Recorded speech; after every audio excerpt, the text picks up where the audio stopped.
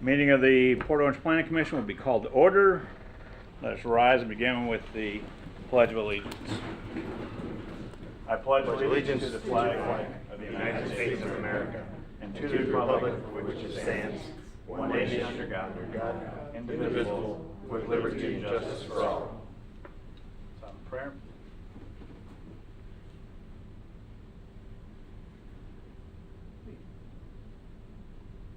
Amen. Will the clerk call the roll, please?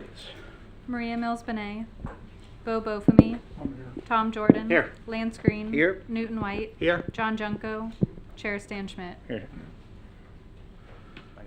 I sat next to Judy Conti for 6 years on the school board, so I learned that there's no comma between one nation under God. So it's all, that's why, in case you heard that one.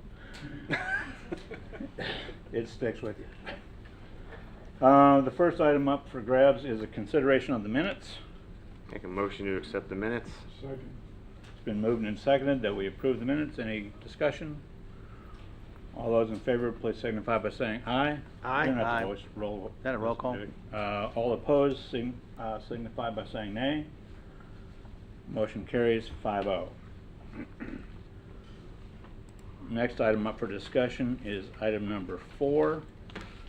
The application, case number 22-300000001. And presenting tonight would be Mr. Gideon. Yes, sir. Thank you, Mr. Chairman. Gideon Smith Planning. So this application is a conditional use extension request to allow Christ the King Community Church to continue operating outdoors for an additional 2 years while they construct their permanent fellowship hall on site. So the subject property is located on the southeast corner of Spruce Creek Road and Central Park Boulevard, just south of All Children's Park. You all may be familiar with the property and the plans the church has for it, but I'd like to give a brief overview of what's gone on over the past couple of years. So in the fall of 2019, the site was rezoned from residential to government public use in order to allow the church to move forward with designing the site to be developed as a church. So during this time, they were holding their services over at the Cypress Creek Elementary School.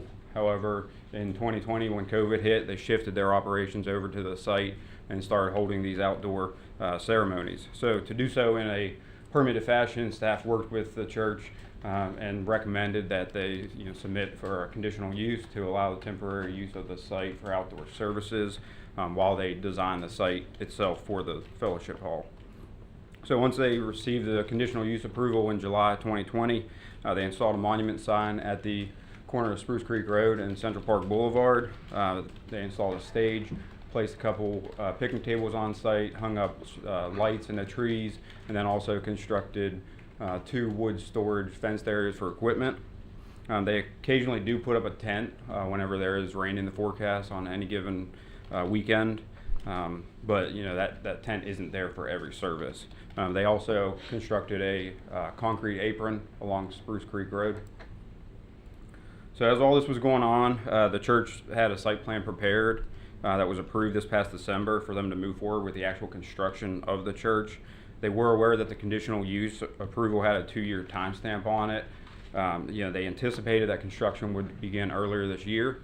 However, as all you may be likely know, there's delays in the construction industry that has made it difficult for the church to actually obtain the materials to build. So because of these delays, the church is back here before you guys tonight requesting a 2-year extension of the conditional use to allow them to continue to hold these outdoor services and other church-related programs on site while they construct the facility. I would like to note that since they did receive site plan approval in December, they technically could have started prep work, site work, to prepare for the building materials to actually arrive, but they indicated that they prefer to wait until the materials arrive so then they can minimize the impacts of construction to the surrounding neighbors. So the only real change in operation today when compared to that 2020 conditional use request is that a coffee vendor or a food truck occasionally arrives on site and sets up during worship services.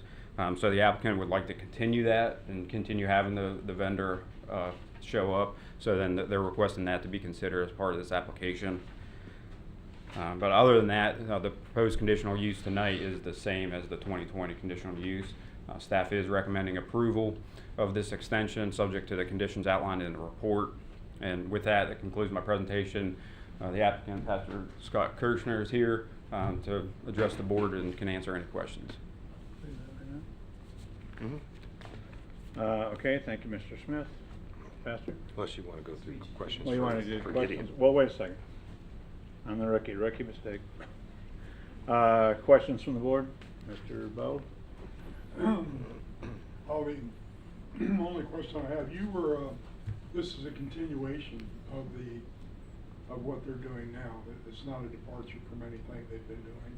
No, other than, having a coffee vendor. Yeah. Yeah, that's the only difference. It's just, to allow them to continue having the outdoor service while, they wait on materials to arrive at the site and build. Has there been any complaints or any issues that we know of? Code enforcement received a couple complaints about some tree debris and possible work without permits. They investigated those. Didn't find that they were actually violations of the code. So no But fines or anything. No disturbing peace or nothing like that where people are.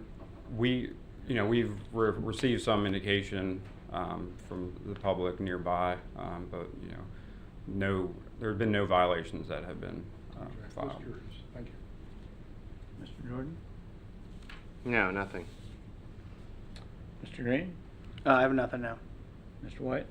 I drive by it at least twice a day. I see nothing wrong. I have no questions either. Pastor? Hey. Good evening, Scott Kirshner, Christ the King Community Church. It's always good to see you. I don't have a prepared statement other than just to say thank you for allowing us to do this. We love being able to utilize our property. We believe it's a beautiful piece of property. We love the community. We love the neighborhood. And it's given our family, our church family, a place to gather and meet and worship during this, these difficult times. We love the outdoor chapel and people that come that really appreciate it. I hope that our neighbors do and that we're not a nuisance or disturbance to them. We try to be careful about that. And we are trying to be proactive in this request. It's our conditional usage is good until this summer. But we know that the construction industry, guys, this thing has cost way more than I ever anticipated and taken way longer than I could have dreamed. But we're excited about having a church home and looking forward to the day that we can meet in our facility and just make it available to be a blessing to our community. So I'm here to answer any questions that you might have for me. You want to take a run at that? No, I'm fine. Mr. Jordan? No, I'm good, thanks. Mr. Green? Nope. Mr. White? I appreciate everything you do there, everything you've done there, and I wish you well in getting it done. And are you sure that 2 years is enough? I'm hoping in a year's time we'll be in our church home, but with this climate and the industry that we're in, you just never know. So, yeah. Okay. Thank you, If I Scott. needed to, I'd come back before you and ask, but it would be with good reason. And I do appreciate that you're coming in timely fashion instead of waiting to the 11th hour of the. Yeah. That's how we try to operate. Thank you. If you could, you need to pray harder for the material shortage to stop. Thank you. I Because being in appreciate that. being I in the will- industry, I know exactly what you're doing, and I understand why you're doing it. And to start building and not having the materials is worse than Yeah. waiting and having them. So Yeah. it's the better thing to do in the industry right now, and Yeah. and being in it, I understand what you're going through. So I will work on my prayer life. Very good. Windows, pray for windows. Yeah, pray for this Windows too. I have no further comments either. Thank Okay. you. All right. Thank you. Can we have a motion? I move to approve. Second. We have a motion and we have a second. What are we approving? This is the motion to approve the case number 22-3, whatever it is. 22-3-0-0-0-0-0-1. Yeah, still second. Second. We have a motion, we have a second. Discussion. You want to make sure you do public. Come back to the public. Public Mr. Chairman, comment. I've got a question actually for Yes, the sir. attorney. I want to clarify something here. So the request is to extend the conditional use, and that's what's on the agenda, but it took until page 3 where they throw in a line that says, oh, by the way, we've got food truck coffee vendor that comes by and we want to add that to the conditional use. Is that sufficient that we didn't notify that it's an addition? It was my understanding it's basically the same, except for it was being extended. Yeah, thank you. Penelope Cruz Planning. It was in the staff report. It is part of the request. So the request is the conditional use extension with the addition of the food vendor, subject to the conditions in the report. In the report, one of the conditions is that there's only one vendor. I saw that. Mhm. Yeah, it just wasn't in the request title and it wasn't on the agenda itself, so it The wasn't- request title is always very general title. We don't. Yeah, it did, left yeah. it out entirely, so. But it was documented in the report. I got it. Mhm. Okay. Bo, do you have anything? No, sir. Bo, is that the motion you intended to make? Yes. Okay. Tom? No, I You're voted good? for this when he first came forward with, the church came forward, so, I mean, they Okay. do a great job out there and it looks good and hopefully they'll Yeah, property looks get good. the project going and have a church built. Mr. Green? Do we have a public comment on that, or? Not yet, I was gonna wrap that Yeah, down there no, I'm next. good. Mr. White? I'm good. John, have you had a chance to settle in and get caught up? Or? Well, I apologize. It's okay. Dunlawton was closed as a car I accident. know, I had to. So again, they son. detoured me around Nova. So anyway. Man, you live on the east side, stop. So anyway, no, I'm just gonna go with the tide right now. I'm gonna get caught up and Okay, then all right, just wanted to make sure. yeah, I appreciate it. Any comments from the public? Come on in, stand up, give us your name and address for the record, and then you have 3 minutes. My name is Vendela Dollar. I live at 6035 Dalford Road, and I am a member of Christ the King Church, and have been for now close to 2 years with my 4 children. I am very much appealed to the outdoor setting. I think it does wonders for vitamin D and the decrease of COVID, being outdoors. As well as I fully support Day Dripping Coffee. It happens to be a trauma ER nurse that owns that little small vendor, and I support her fully, and she has the best coffee at the church. Okay, thank you. That's it. Maybe you don't need to. Anybody else from the public? Anybody? Nope, sorry, I couldn't see over there. You're kind of, well, you're back in the corner. But you're That on the was good a good eyesight. corner. Need your name and address for the record? My name is Cindy Palm. I live at 490 Oakland Park Boulevard. Okay. We're the second street from the parcel, the property.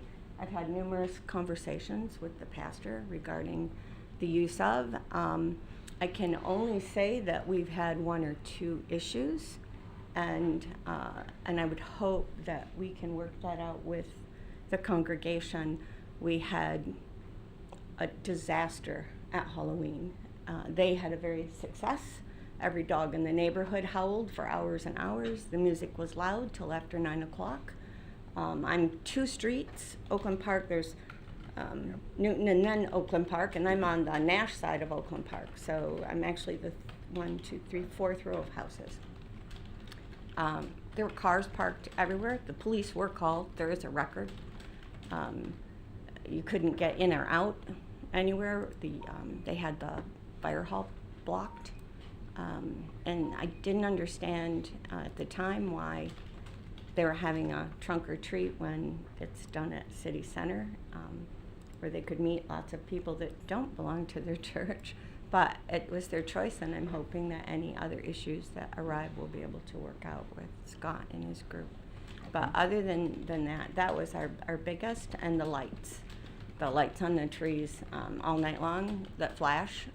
People with seizure disorder, that causes seizures. And so that's how they get you to have a seizure. If you go in for an EMG, they flash lights. You have your seizure, they measure the brainwave, they know where it's coming from, and they can help you. It's not helpful when you put a kid to bed. We have kids in the neighborhood that had to go in.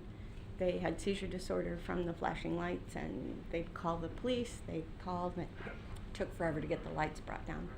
So I would request that the tree trunking wrapped lights for Christmas be turned off, like at 9 o'clock maybe, and not turned back on until the next day, because it does cause a problem. And since I have a seizure disorder, I experience it. Okay.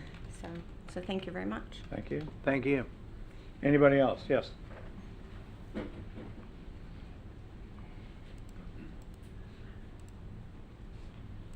Come on down, give us your name and address for the record, and you have 3 minutes. My name is Lori Stevens. I live at 226 Leisure Circle.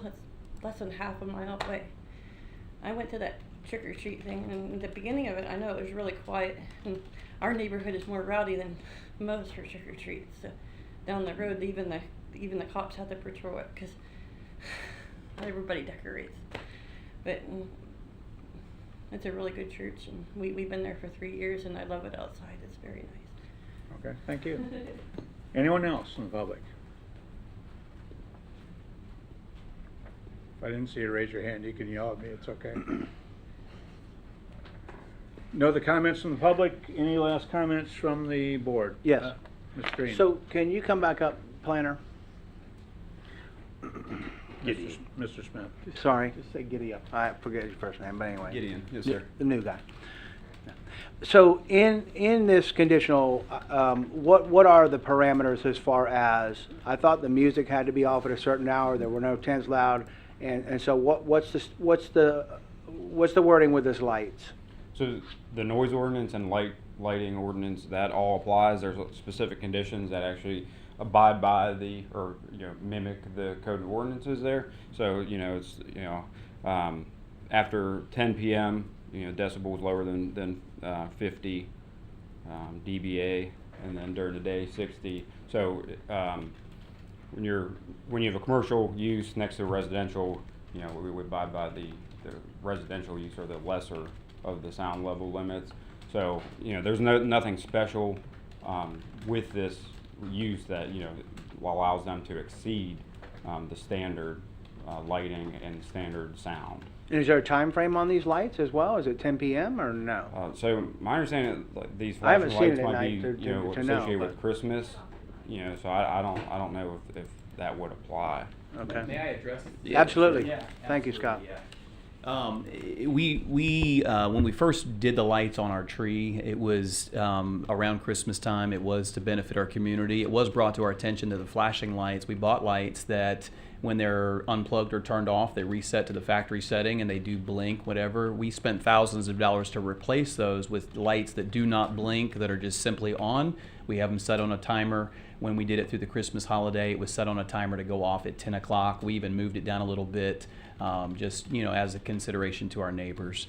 As far as the trunk or treat event, I was not aware that was any problem. I didn't have anybody come and complain to me about it. But we didn't run our event past 9 o'clock. So, and we did also get a special permit usage for trunk or treat that wasn't covered under our conditional usage. So. Thank you. But I'm happy to address any concerns that any of our neighbors have, and I'm always available to talk if they want to talk. Okay. Thank you. Anything else? No. Newton? I just have to say, for the benefit of my fellow board members, that I live probably closer to it than most people do. And I don't recall ever seeing the lights flashing. Perhaps they did when they first installed them, but the latest, since they replaced them, I've never seen a flashing light there.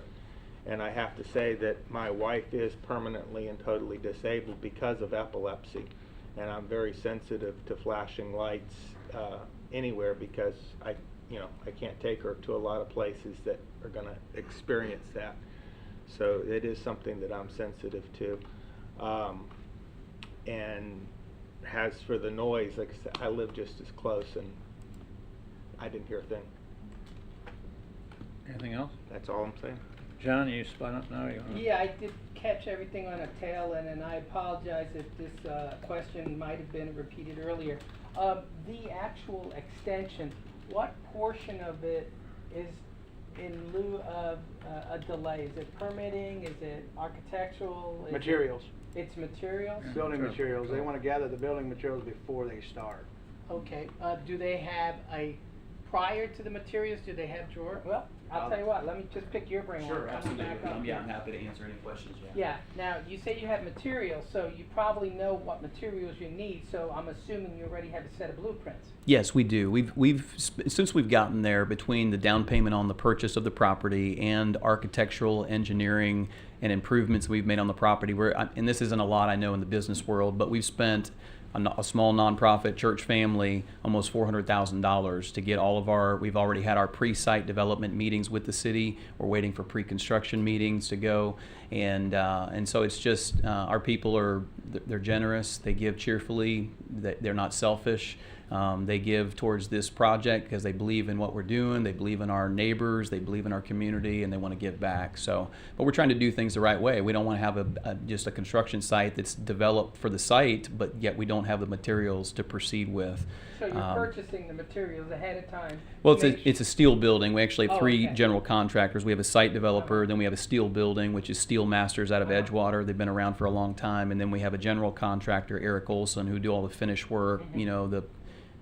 Lighting in the parking lot, exterior, all that stuff. So. And you say you have meetings with the city, so there isn't an issued permit yet? Mm-mm. It's under works, you're doing the engineering, all that paperwork Yes. is being done? Oh, That's yeah. probably taking up some time too? Sure, absolutely, yeah. Okay. Yeah, Right, yeah. well, it's not uncommon in these days. Yeah. These permitting delays Yeah.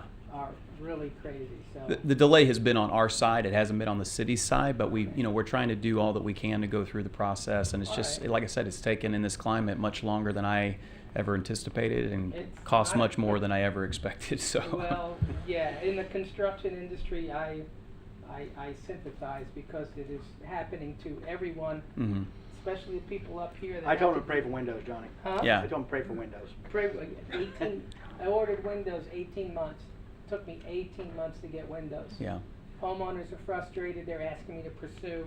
You can't pursue because you can't put drywall or insulation because Yeah. the rain will destroy the material. Hmm. So you're stuck between a rock and a hard place. Yeah. So trust me, it might be a smart idea you're waiting for materials because at least once you get your permit and you get your materials, it Right. should go up a lot faster. Yeah. So, Well, and we don't want to have a shell of the church building sitting yeah, there. and I mean, we've had issues where churches were abandoned prior poor planning and they never finished. And you know who I'm talking about. Yeah.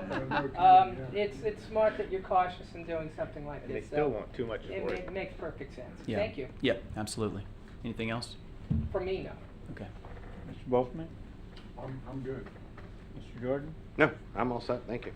I think I'm all set too. Okay, we have a motion on the floor with a second. We've had our discussion.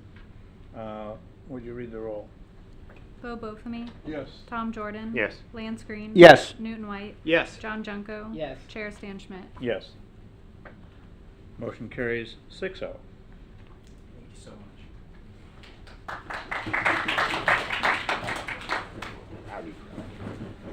Pray for windows. Turn your mic on. What? Can you turn your mic on? You can't hear me? That's it. I can.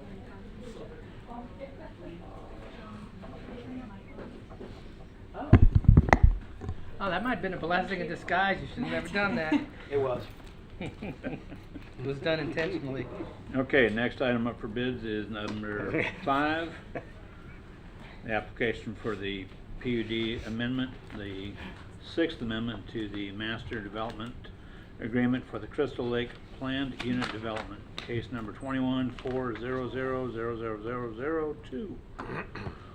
May we hear from the staff, please? Penelope Cruz Planning. So before you tonight is the 6th Amendment to the Crystal Lake PUD. It's to remove the requirement for those 2 lots there on the north side of Reed Canal to install walk lights. The Crystal Lake MDA was approved in 2000.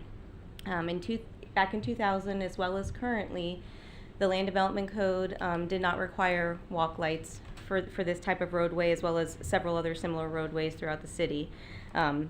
However, the requirement was put into the MDA. Back then, the standard construction detail that would guide walk light development required that the developer would maintain those walk lights. However, that standard construction detail, as well as that language, was not added into the MDA. Just the requirement to put the walk lights in. So the current standard construction detail has been updated because of the issues I'm sure y'all are aware of on Dunlawton with the walk lights, and some work and some don't. That walk lights now are required to be maintained by the city. So if these were to be installed today, they would have to follow the current standard construction details, which require the city maintenance. So that would require city maintenance of about 32 or more walk lights. Again, walk lights aren't required by the Land Development Code on this roadway or similar roadways. So the applicant is requesting to not install them and follow the current Land Development Code. Like I said, it was the requirement in 2000 as well. It was just something that was put in the MDA. This has been reviewed and approved by the Staff Development Review Committee, which includes all the departments in the city of Port Orange, as well as staff from Volusia County School District, and there weren't any concerns raised. The applicant is here and can answer any questions you may have. Okay. We start with questions, or how do you want to do this? Yeah, Make a for motion? Penny. Yeah. Any questions for the staff? So you're telling me, okay, and again, I look at this as two different scenarios, and you talk about Dunlawton and the lighting on Dunlawton and the failure that we have at Dunlawton and Williamson and so on. I get it with their decorative. But in my opinion, I rode this road at night, and it is the darkest road in the city. Absolutely the darkest road in our city. And to me, this is exactly opposite of where we should be. But for the city to maintain them, completely wrong. So the language being missed in this MDA is going to bite us on this one, because this is the road where some kind of light should be put on. And I think they should be little small sidewalk lights, but this is the darkest road in the city. And we're building numerous apartment buildings down this street on both of these lots, and there's not going to be any lights down that street. Well, not any. So a couple things I can add is that at entrance points of access drives of development, walk lights are required there. So at the main entrance, so lot 13 has three main, when it gets developed, would have three main entrances, and then there'll be internal connections. So at those three main entrances, they would be required to put lights at that entrance. So when the entrance is well lit. Same with the Eden Apartments, we'll have lights at that entrance, the main Lot 14? entrance. Lot 14, I'm sorry, yes.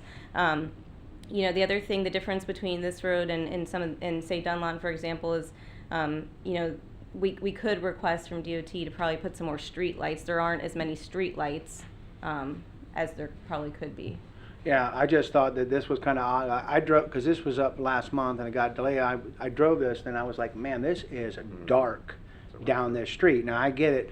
Once these apartments and they fill in, there's going to be lights from, et cetera. But I was like, man, this is a really dark street, and to me it was dangerous. I looked at it as a danger. If I was out walking my dog, I mean, it's dark. But but what I didn't want to see here too is I don't want to see the pink lights or whatever we put out by Dunlawton and Williamson that are all broken, don't work. I'm thinking, this needs just lights along the sidewalk kind of thing. But if we feel like we're going to have adequate lighting by entrance features and by the light beyond, I mean, I guess I'd be okay with it. But this just seems exactly the opposite spot where we needed them. But if the city has to maintain them, then I have to say, and I'd say I'd go against it, because the city cannot maintain these lights. The city would have to maintain Yeah, them. so no. So that's just my opinion. Any other questions from the board? What kind of lights are they required to put up there at the entrances on? Your standard, the same lights that you have in your parking lot. Yeah. Those type of lights. So they would provide They would light the entranceway. minimum illumination for that area. Now, what are the walk lights supposed to look like? They would be your standard, the city standard details. So where we do have walk lights, like on Dunlawton, they would be like that. But it's the standard, to answer your question. I'm just thinking about security. When all these apartments get built. Yeah, I mean, their parking lots are going to be fully lit. They're required to internally, and then the access drive, that access point going in, is required to be lit. Thank you. You're welcome. For the few, I know we don't see it here, but when the apartments are being constructed, the layout, will the parking lots be parallel to the Reed Canal where There are they'll some- automatically have parking lots and some of that lighting will bleed into the sidewalk area? There are parking fields that are adjacent to the roadway there behind the landscape buffer. Uh-huh. The land development code requires that you don't bleed out Right. onto the Okay. street. I was getting ready to say something. It's exactly the So- opposite of what the code Yeah, says. well, I But- was just trying yeah. to figure out, take full use of. But there will be development, and as you said, when there's development, it is more lit. It's not that dark skies kind of look because there's nothing there right now. You are going to have an entire apartment complex full of parking lot lights, and you will have them at the entranceway as well. It's I mean, with the high school, there's after-school activities, and then with the time zone changes, daylight savings times, they're going to be kids. They're going to be leaving and potentially walking even into this apartment complex. They'll be living there. So for a safety factor, I would like to see what we can do, whether we can increase the lighting potential in the exits so that at least when the kids are walking home from these late night activities, they have some kind of a protection. Yeah, And not so- walking into a dark, I'm not sure if you can see my cursor. vulnerable scenario. I'm not sure if you can see my cursor or not. Can you see? Yeah. So there's a street light right here, Uh-huh. and there's a street light. I believe it's either on this side or this side at the school's entrance. And like I said, at the apartment's entranceway, there'll be their facility lights into their Right. access way. We did, like I say, review this with the school district staff, and they didn't have any concerns. But you said the entrance is walk lights, so they're gonna be the low? It's going to be the same Sidewalk lights light? that they're having throughout the whole parking field. Are we talking tall parking lot lights, or are we talking low walk lights? It'll illuminate the access way. I don't have the exact height but it's going to be your standard parking lot lights. So 'Cause generally they're you about said walk 20. lights. Originally you said walk lights at the I apologize. entrances. It's their site lighting. Their site lights. Same as a parking lot light Yeah. then, basically, Tom, yeah. Well, I wanted to hear her say that. If that's what it is, Yeah. I'm Right. fine. Yeah. Okay. All right. Mhm. Thank you. It's a lit entrance feature. Yes. Mr. Chair? Yes. As you noted, there's going to be a lot of development in this sector of the city. Several hundred, if not 1,000 apartment units, family units will be going in there. Presumably the demographic will be pedestrian. That's the trend right now, with a lot of the retail facility and food facilities and stuff. With the high school, with after-hours stuff, the nearness of the sports fields at Reichel. I can't think, but there's going to be a whole lot more pedestrian traffic day and night there. And to think about removing these walk lights out of the plan that they're already in there is just unthinkable to me, because if they weren't in there, I would be wanting to put them in there.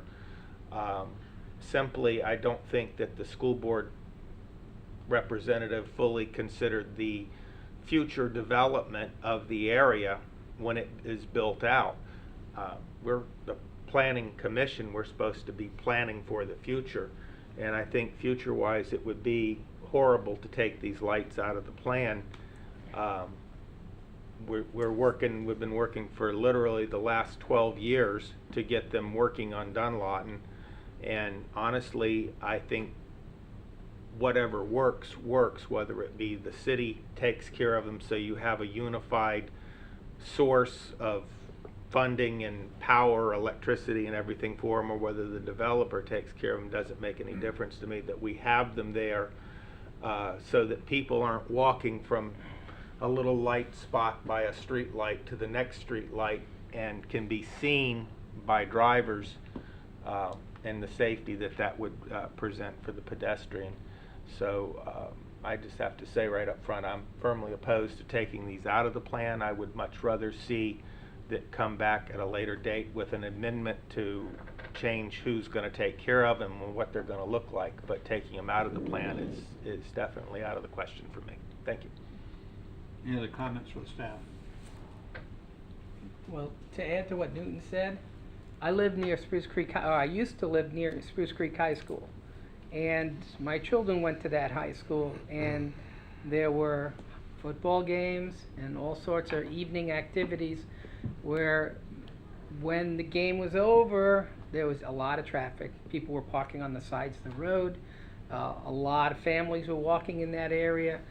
I'm just trying to prevent, due to convenience now, but the future, I'm looking at the safety factor with the additional residents moving into this area, where the illumination, because of the high school, would be the important thing.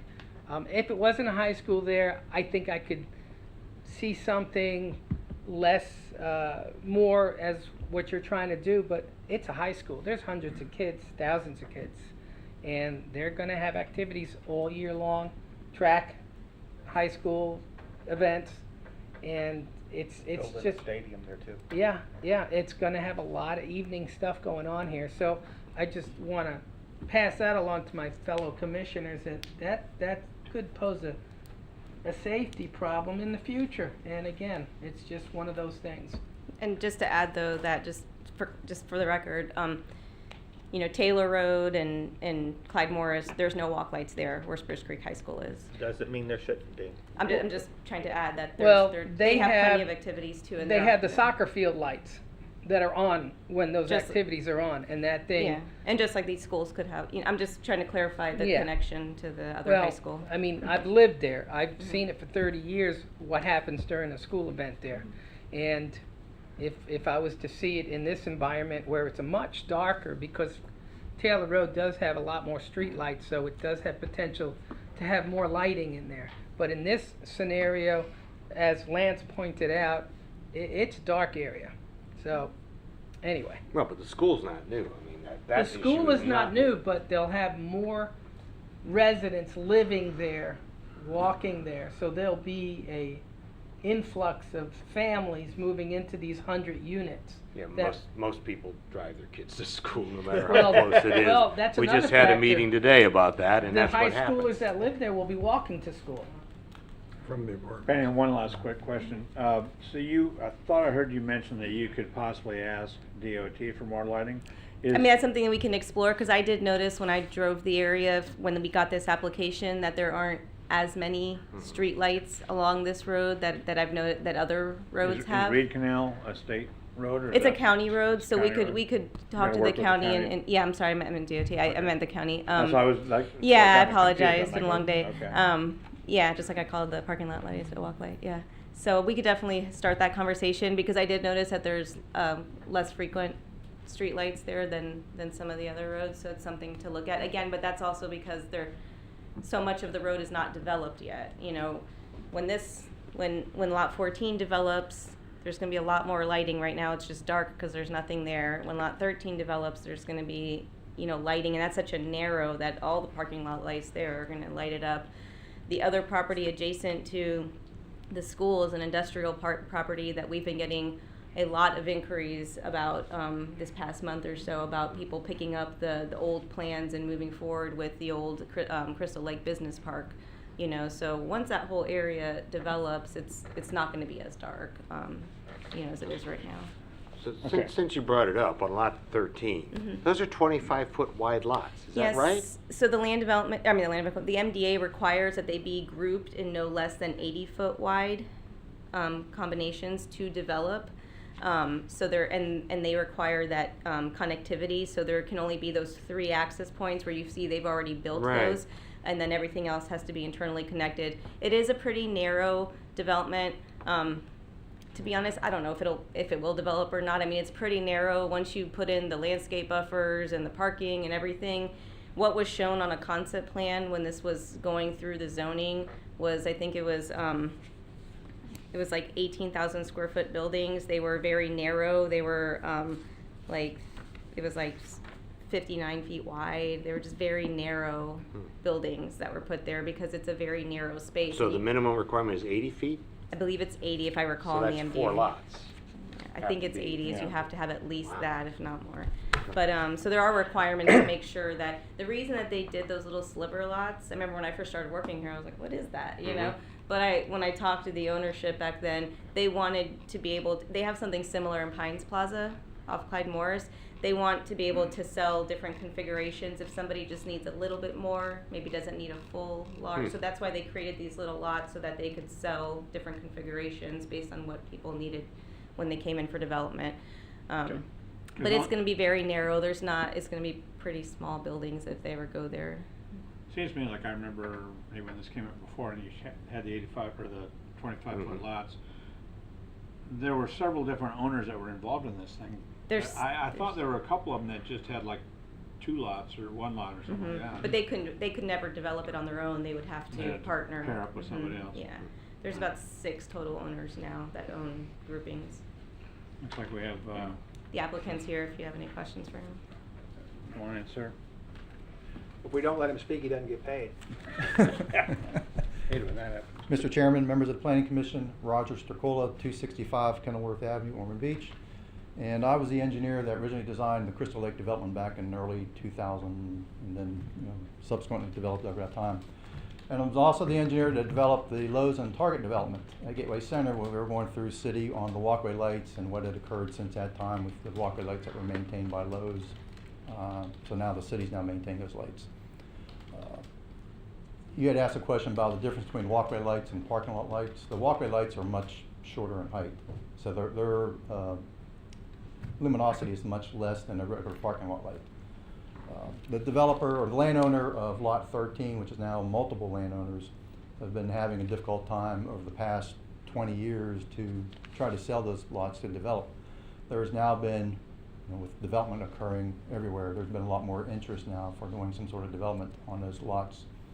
And as Ms. Cruz explained, they were 25 foot wide to allow individually owned units on those lots for professional office or any other type use. Because I was in on that conversation back then. The developers or the landowners had no objection to putting the street lights behind the sidewalks at the driveway entrances to help illuminate that, but with the understanding that the foot candles at that location is going to exceed the land development code because it's really going to brighten up that segment of the sidewalk and roadway. So that'll just have to be worked out through site plan review for that approval. Lot 13, as Ms. Cruz stated, are very narrow lots. So any kind of parking lot lighting in that front of those lots or front of the buildings is going to light up that entire area. So I would request that you consider approval of this requested amendment to the MDA. And I'm available for any questions you may have. Bo, you want to start off? My question is if we reject this and the lights go in, who's going to maintain them? The city, right? Mm-hmm. And, okay, that's my question. Thank you. You answered your question? I answered mine. Yeah. With a little help from them. Yeah, I'm frustrated with the concept. We take away lights so we don't have to maintain them, but I don't want to take away lights. Mhm. I don't want to do that. That's my frustration. No question. Just a comment. Mr. Green? Yeah, I'm in the same boat. I mean, I'm with Tom on that one. I think this is where the code kind of got us in a bad spot on this one. And if the city has to maintain them, I'm like, no, I don't want the city to maintain them because they're not being maintained, unfortunately. So I'll leave it at that. There's no funding for it. Newton? When I spoke to members of the city council about this, same response, and they said, the ones that I spoke with said that they would see to it that there was funding to take care of these lights, that they thought the same as I did, that why are we even thinking about letting them take away lights? So whether or not we need to figure out where we're going to get the money from to have the people to maintain them as a city, that's a choice that we have to overcome as a city. But again, I can't see not putting lights in and ensuring the future safety of the people that's going to be living there. John? I would like to see maybe if we just seek funding first. If there's a potential that we have some kind of grants that we can apply to that will give us the funding, that'll alleviate the whole thing, give us the lighting we want, and the city won't have to maintain it. In reference to Lot 13, It's a lot of hearsay of when it's getting developed, it's a difficult lot, multiple owners, but everything I've heard doesn't sound like it's gonna be immediate development. It's still pending, and it's a long-term process, and there's nothing in stone that's committed anyone to a permit or any type of development. So lot 13 is gonna be in the dark. So, again, I would probably like to see the funding. Once the funding comes in, that's pretty much, we get the lighting, we don't have to maintain it, and it's a win-win for the city and the residents. That's what I have to say. Okay. Thanks, sir. May I have a motion, please? I'll make a motion to approve case number 21-40000002. Is there a second? I'll second. It's been moved and seconded that we approve case number 21-40000002. Discussion. And I think we did the discussion. Well, technically you're supposed to do the motion and the discussion, but here we go. Any other last comments? Any comments from the public on this? I think that if we, to me, I would say, I think if we say no this evening and ask that the city and the applicant bring back something more amenable to having illumination. Anybody from the public? Robert, you want to do something? Come on up. Give us your name and address, and you have 3 minutes, please. Commissioners, Robert Reinhagen, 1425 Dexter Drive North. I would generally say not to remove any lighting, but if because it's not going to get developed for a while, I would say why not have the developer create some sort of escrow account, put money in it, that the city can then access when they're ready to put in lighting. Thank you. Okay. Thank you, Robert. Like a lighting bank, like a tree bank. Any other comments in public? Okay, will the clerk call the roll? No, we have somebody else, sorry. Yes, sir. Come on. No. I just didn't see it, that's fine. I believe, and Ms. Cruz or Mr. Berman can confirm, but there's already a bond. The developer put a bond for these lights up over 20 years ago. So he's been paying for that bond all these years, just so you're aware of it. Okay, thank you. All right, we've got a motion, we've got a second. Will the clerk call the roll, please? Bo Bofamy, No. Tom Jordan, No. Lance Green, No. Newton White, No. John Junko, No. Chair Stan Schmidt. No. This motion fails with a 0-6 vote. All right, the next item is case number 22-25000001. Ms. Cruz. Good evening, Penelope Cruz Planning. So this is a city-initiated code amendment to basically just provide the ability to use the tree bake funds for educational outreach programs as well as tree giveaways. Right now, the Land Development Code limits the use of those funds to actual plantings and ancillary uses associated with plantings on public land. So I'm here to just answer any questions you have about that. Questions, Bo? You know, I just wanted to make a remark here. We have this tree bank and we have funds for the purpose of maintaining the green areas, building tree, or leaving trees in place. And I wonder how many trees we killed on the last amendment we had. There was about, what, 15 pages of signature in there. We sent it Just to you ironic. electronically. Huh? We sent it to you electronically. Just saying. That's good. You printed it. Got yourself on that. Oh, you won, Penny. I'll get you. We'll reserve it. We'll reserve a tree for you in the giveaway. Anything else, Bo? No, that's it. I was just curious how many residents have asked for trees. ever? We had a giveaway in the past. It wasn't funded by this, and we've had our environmental advisory board has requested for us to be able to do this. A lot of other cities do this, especially cities that are tree cities. So we did trees before? In the past, we did. I'm not sure how it was funded. It wasn't through this, but they want to be able to use these funds for things like that. And what is an educational outreach program? What does that mean? What are we going to do? What's the proposal? We would have to develop those programs. This just sets up the framework to do that. But it would it could be a variety of things about how to maintain trees, how to properly prune trees, to make sure we're not having situations of tree hacking and things like that. So there could be a variety of different things. Some cities put on those programs, like the Master Gardeners come out and talk about Florida-friendly landscaping and things like that. So there's a whole variety of things. It's just we don't have the ability to do that right now with these funds. Gotcha. Thank you. You're welcome. Lance? Who's in charge of the tree bank? Who decides who plants what where? Or how does that work? Plants or who's in? Okay, two Trees questions. or- Who's in charge of the monitoring the funding? Well, I mean, or I know we get money into the tree Mhm. bank, and we say, okay, we're gonna go plant some trees somewhere. How is that decision Ultimately, made? the city manager. He says go plant a tree out here? Well, if there's a need or a request for something, we can use those funds on public lands. The finance director oversees the fund.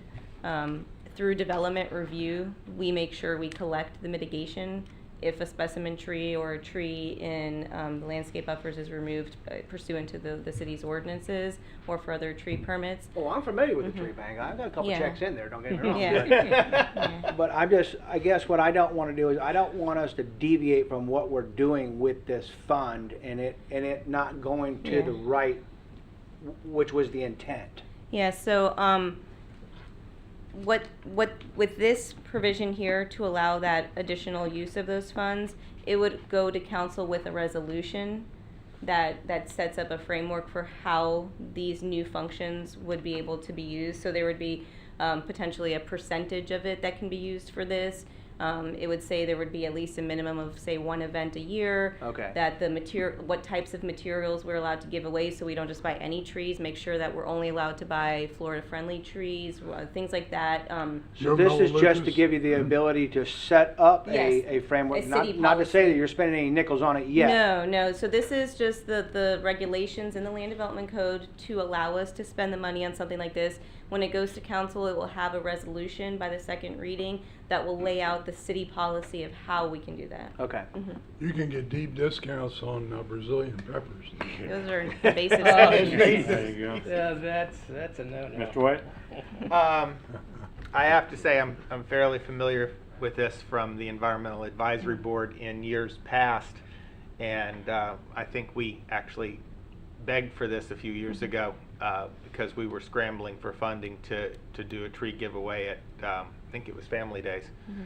And I have to say, as far as the oversight of the money, this is a great use for this money to do a tree giveaway and education and in preserving our current stock of historic and monument specimen trees in the city.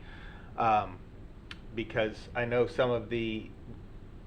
one of the large, more recent expenditures from the tree bank actually went to palm trees in Riverwalk Park, which I opposed. But this is a good use of the money, a great use of the money, and I think I fully support it. Mr. Junko? This fund, is it depleted at the end of every fiscal year? No. It accumulates? Is there always an excess money in the bank or in the Generally, there has been. So there's more money going into it than there is being used. That's been the trend historically.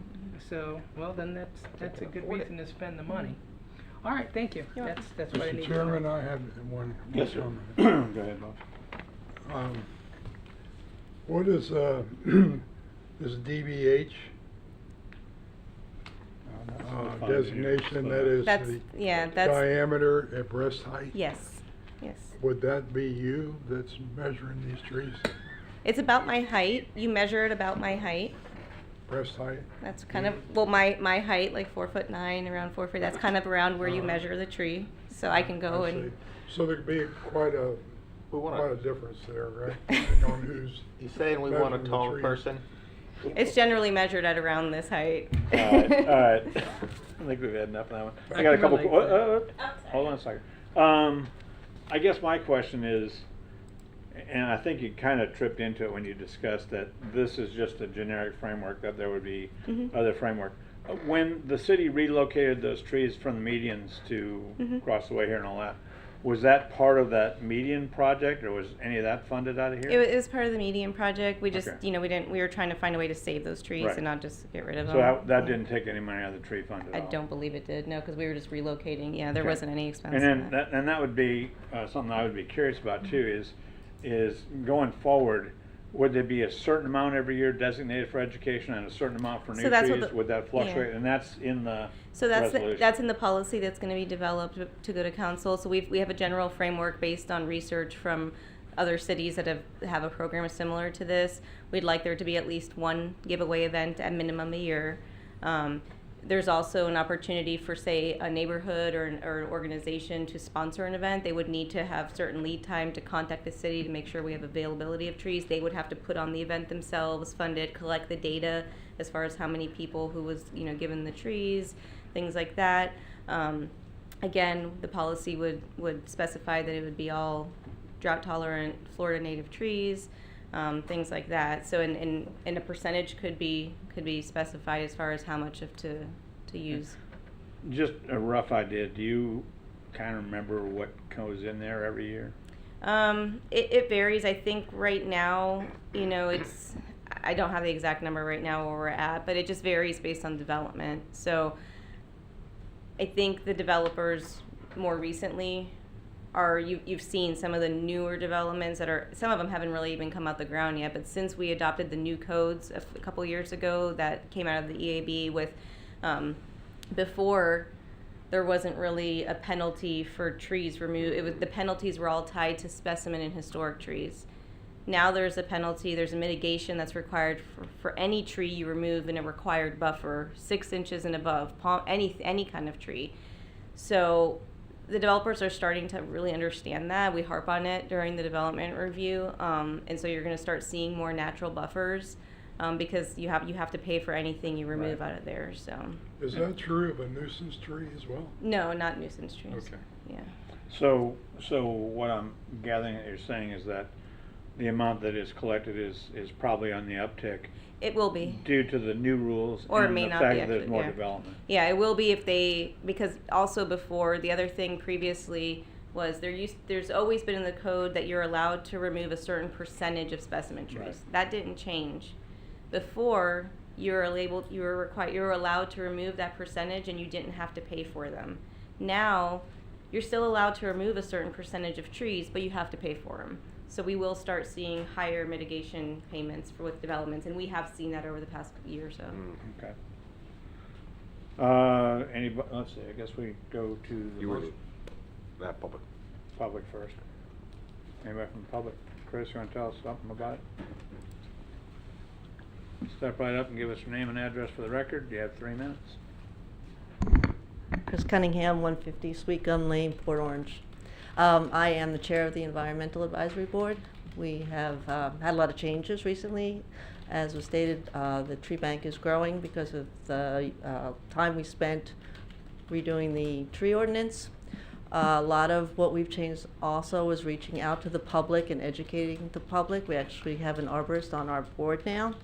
And there are other cities, and I go to events to see what they're doing to help their residents with their trees and understanding right tree, right place.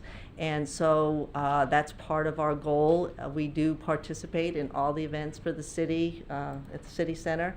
We work with staff to do that. And so we're just asking for the ability to have an event sponsored by the city to help people understand the importance of trees. To answer the question about the previous tree giveaway, that was actually paid for by the person that did that. So it was self-sponsored because we didn't have the ability to assist that person with that tree giveaway. And so the board is growing in their capacity to reach out to the public, and this is one of the reasons that we're asking for a budget, but directed by the city with council approval for the use of all the money. Okay. Okay, any Thank you. questions? Looks Okay, like thank we're you. free. There Thank go. you. Thank you. All right, I guess we need a motion and a second. Make a motion to approve case number 22-25000001. Second. Been moved and seconded. Any comments from the board? Nothing? In that case, would the clerk call the roll, please? Bo Bofamy. Yes. Tom Jordan. Yes. Lance Green. Yes. Newton White. Yes. John Junko. Yes. Chair Stan Schmidt. Yes. Okay, next up, commissioner comments. Mr. Green? I have none. Mr. White? Yes, when I recently visited Tallahassee, I became aware that there's legislation circulating this year that would preempt the city's ability to regulate trees. You aware of that at all? I'm looking at the blank look on your face. It's already pretty much in place right now. Looking at taking more of our ability to regulate trees and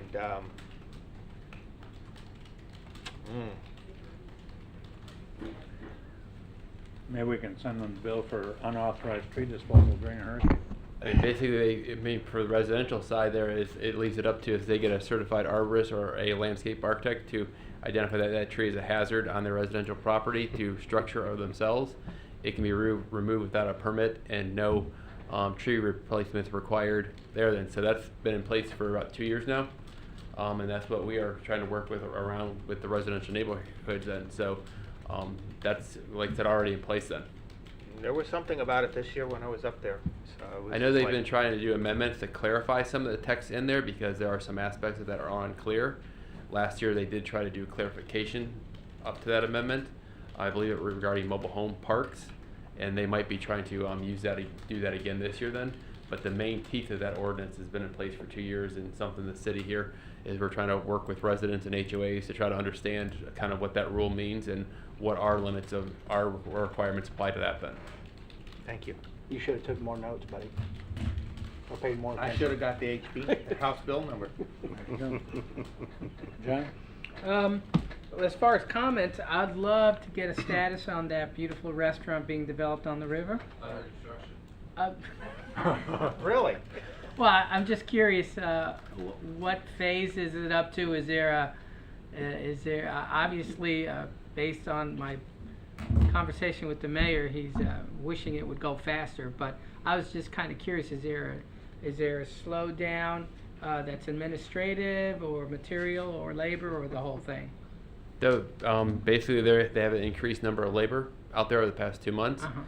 We've been indicated that the most materials that they need to complete the job are on site or being stored elsewhere in the area then. So it's a matter of just basically getting more staff, more labor out there to get that completed. I think it's basically they got the labor in a little bit too late then versus with earlier in the year or later 2011, 21 getting that staff in there. We might be seeing it meet that deadline. Really? But like I said, they've got a lot more labor forces out there in terms of people working outside the building and inside the building. And we're hoping that basically that, gets something completed in the spring then. Great. Okay, thank you. When's it due? When are they due to when's the deadline to get their CO? Some of the deadlines in the city documentations Yes. is March 21st, 2022. That basically relates to some of the economic incentive agreements that they have then. So they have less than a month to finish that. Well, they ain't gonna happen. To complete that, to get that aspect then. Then if they pass that date, then it's just, once they get the project completed, a CO would be issued and they can open up then. But that date to get it completed really ties back to the developer's economic incentive agreement is where that's the big, tie back to. Well, when does the development order end then? The development order, basically once you start construction, development order is active then. Okay. Anything else? Well, No, I'm good. Tom? No, I wanted to make a comment because I made a comment today at a lunch meeting with the Chamber of Commerce that I was very happy with staff and the way they work with the county and with the state to get the smart lights down along Dunlawton, and that I can, most times of the day, I can drive from Williamson to the beach side or back without having to stop at a stoplight, despite what a lot of people say on Facebook. Pick the right time and you can get there whenever you want and not have a light. Thank you very much for that. It's a little frustrating coming off and over onto Dunlawton and heading west. Oh, you don't want to know about my personal nightmare going over there Yeah. now. All right. Let's take that up at next meeting. Yeah. We'll go on that after hours. Seeing no other staff comments, or commissioner comments. Staff comments? No. You're good? Public comments. You guys all good out there? Okay. We need a motion to adjourn? Move adjourn. Second. Move, second. All in favor of adjourning, please signify by saying aye. Aye. All opposed, say no. Good night. Motion carries 6-0. We are adjourned.